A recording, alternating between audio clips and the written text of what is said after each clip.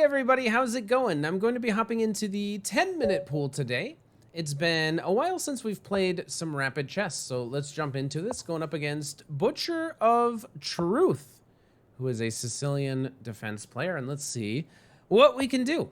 Obviously, I was hoping that we would get to play this one, because this is one of my favorite openings now. This is the Portsmouth Gambit, and it's a really fun way of playing against the Sicilian if the opponent plays knight to c6. So I'm glad to see that this is the one that we're getting on the board. The idea is that if they take, you play d4, and I'm getting ready to play d5, so I'm expecting my opponent will play d5, after which I will take the pawn, and upon queen takes, play c4. This allows the opponent to play en passant, which is what I'm expecting them to do. And then I'll take back with my knight, and we'll go down a really fun road. And this will be kind of fun. I think this is one that you can definitely play and hope to have a lot of success with, even in a rapid game. So my opponent has a lot of time to think. They do take en passant. Now I'm expecting them to come here, and this is where the first big surprise that might take my opponent by surprise will happen. I guess theoretically the queen could go somewhere else, but rook b1, leaving the knight hanging. There's a good argument to be made that maybe d5 is actually a slightly stronger move objectively, but I like all of the tricks and traps with rook to b1, and a lot of the lines with an early d5 are going to be exactly the same. So hoping that my opponent takes, this is actually very possible for black, but black needs to be very careful soon, because after they move their queen to safety, I play pawn to d5. And this is where a lot of people will go wrong. You cannot move your knight. If you're black, you need to play e6, knight f6, some sort of just normal standard developing move.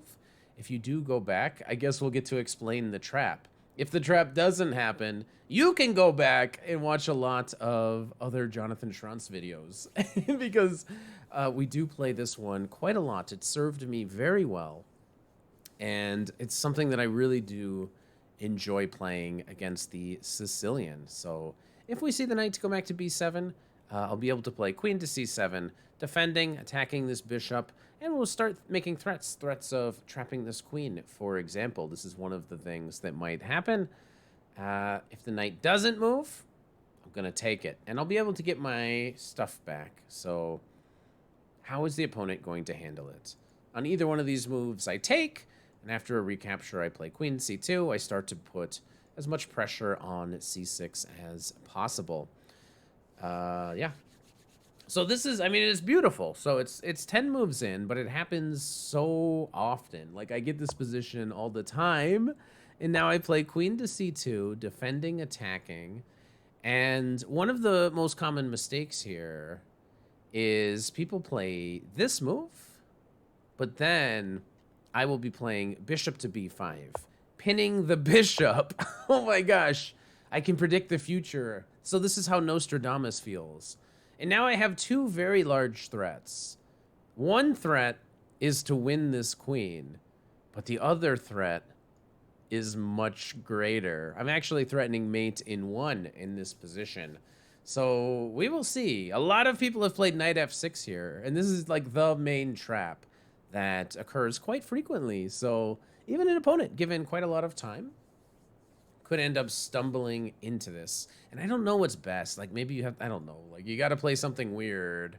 Like, I assume you have to play like king d8, because like, how do you even stop me? It's gone so wrong. And it looks so natural to play knight f6, because it's like, you know, I'm pinning this and whatever. I guess some other move that would stop me would be like knight a6, using the rook to defend the c8 square. I could maybe start thinking about that. And a knight on a6 also prevents this double threat, but it prevents me from trapping the queen. But it does allow me to take here, and then if king takes, I'm bringing my rook in right away.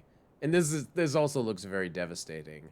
So that shouldn't be sufficient. If king to d8, the queen, right? So not looking good for black.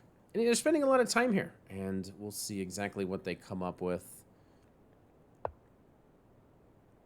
They've created a square for the king. Ah!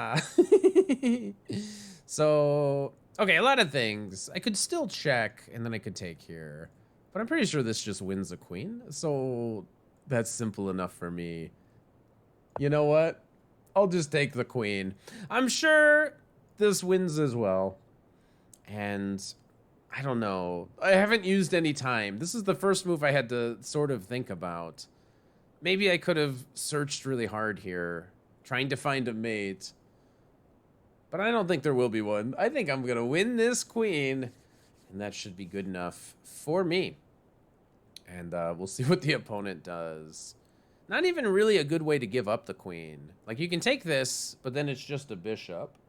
Sorry, I cannot talk right now. That's my... Well, every video I have to get either a text or a phone call. Let me see what it is. It is it's a grocery store related question. And the alternative is to go here and give up your queen this way. So now they've lost material. I still threaten to go here. I could take and then take more stuff, but that does free up the opponent slightly. But let's actually try here to be very accurate. Like, I don't know. I could start to bring this in so that there's ideas of bringing the queen into this square. I mean, that certainly looks very good. I'm sure I mean, it's just... There's going to be some tactics with here and check. You know, it's just so winning. I guess I'll play here. Why not? I'm going to try to come into this square. On some move where I'm taking, I'm going to try to bring my queen in, try to force this king all the way back. I'm not worried if they try to save this pawn or something, because they're worried that I'm going to take and take. It's going to open up this avenue for my queen. Also, just looking for opportunities to go here. Can now take en passant even. So if I take en passant, he takes back this way. And then I have something strong, whether it's knight here, bishop here. The more the position opens up, the better it's going to be for me. So I'm going to start with that. I also have here, if I want to go like this and take this way. Which then would force him to defend.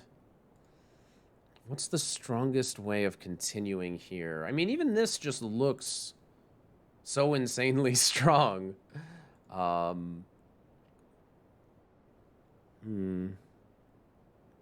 to be clinical with it. Yo, I could go here. This is the funniest. I mean, maybe he can just go here and give up a pawn. But this is so funny. I don't know. Maybe it's not the time to be making jokes. It's just clever. Because if you take, I can go either here checkmate or here checkmate. And I want to bring my rook in. But I don't know. I couldn't help myself. Just the fact that I could sack an exchange, it led me to this crazy decision. But I'm assuming this was winning. I'm assuming there's just a lot of winning going on right here. And you know, I could even just castle. I could like not do anything direct and probably still have a great position. I want to be as forceful as I can though, because the king, you know, eventually will find safety. Eventually these pieces, if left undisturbed, will come out. Bishop, which one's funnier? Bishop mate? I don't know. Yo, 18 move win with the Portsmouth Gambit. Let's check this out. And hey, guess who's in the chat? It's Total Noob. He watches all of my rapid games when I'm playing. So bishop takes bishop, then knight f5. I wonder if that works at move 15. Okay, we'll see if Noob, who's watching, he's in yet another YouTube video. But this is the Portsmouth Gambit. If you've never seen it, I play it quite frequently. You play d4. After d5, you take. After they take back, you play c4. After they take, you go here, and it's like a 10-move sequence, but you very frequently end up here. And usually rook b1 will take a lot of opponents by surprise because it lets you take this knight. Now, obviously, you can look at the computer evaluation and see that it is about equal, because after this queen moves away, you go here, and you're not going to be able to move the knight away. But knight b8 is actually the most popular move, 42% of the time, scores 81% for white, because if this knight does move, Black is already losing. You play queen to c2, you defend, you attack. Most people are going to be playing bishop to d7. You play bishop to b5, and you threaten this mate. And most people play knight f6 and actually get themselves mated in one, which is funny because usually in the database, the top move is not to get checkmated in one move. But my opponent saw that, and there's really nothing else that works. Like during the game, I was looking at this, but this allows me to take here. If you do decide to take this, I'm taking here. I'm smashing through. This is just very dangerous. This is going to be winning. I guess I thought maybe he would try king to d8, actually given as the top move. But this also leads to the queen getting trapped. Now, my opponent played f6, so that if I do give this check, which I assume is quite strong, they have the f7 square to run away. But I played bishop to b4, trapping the queen. They gave up the queen. They try to move the king away. And strong moves include, but are not limited to, bishop takes d7, knight to d4, just castling. I came up with this move, which also seems to be doing quite well. My goal is just to bring the queen in. I also set up this alignment here for this future checkmate that happened in the game. I take on passant, and I'm actually curious after this what the strongest move is. I could take here. This is super winning. This is actually given as the #1 move. I did really consider playing this. The idea is that after they take, now this bishop is hanging. They have to defend with something. Say they defend with the bishop. You're taking here. You're breaking through. It looks absolutely beautiful. It's going to be easy to attack this thing more times. You go here. You get castled. You put a rook on the e file. But I had this clever idea of going here because if my opponent takes, I get to play the checkmate. Oh, wait, this is checkmate 2. I didn't even see that one. I should have done that because that's the one I didn't see. But obviously, if my opponent had played knight to c6, we could have gone kind of down a similar line. I wasn't exactly sure which way I was going to take, but I'm sure it would have ended up with me winning just as well. So I hope you like that. That's a rapid game. Let me know if you want more rapid games, and make sure you subscribe while you're here. I'll see you next time.